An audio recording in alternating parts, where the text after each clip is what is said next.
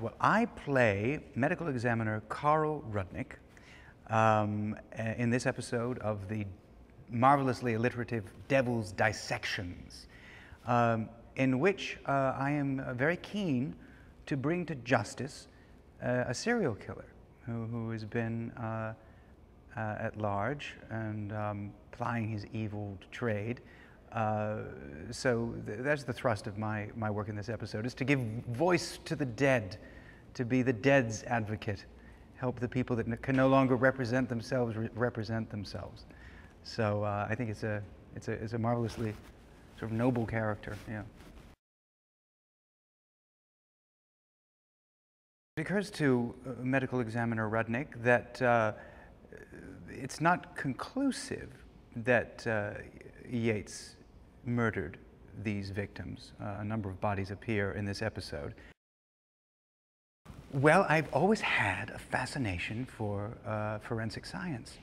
And I think as actors, we're all forensic scientists. We're all trying to sort of resurrect these characters from plays written hundreds of years ago, in some cases, and find out how they worked and what they were about. And I think that has an investigative appeal for an actor. So I've been drawn to that as a science, and I love how they've limbed medical examiner Rudnick, because he is a rather eccentric man, rather quiet, rather inward-turning. I think he loves the dead because they don't complain, they don't talk back, and he can work obsessively for long hours, solving these great mysteries. So it was a very appealing character for me, who I possess no scientific or mathematical acumen of any kind, sadly.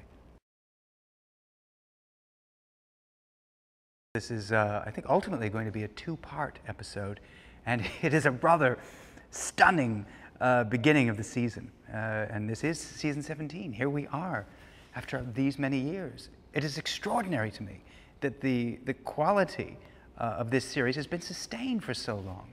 The stamina of most television shows is rather short-lived by comparison, but this keeps on going with the same extraordinary writing and beautiful performances. And fresh blood coursing through the series every time, employing marvelous New York actors. I think this is one of the most brilliantly constructed stories. It's full of twists and turns and surprises, and is a real edge-of-your-seat, nail-biting cliffhanger, if you will allow me to mix all of those metaphors. It's nothing less than thrilling. And I say that with all personal prejudice aside, but it is a cracking good episode.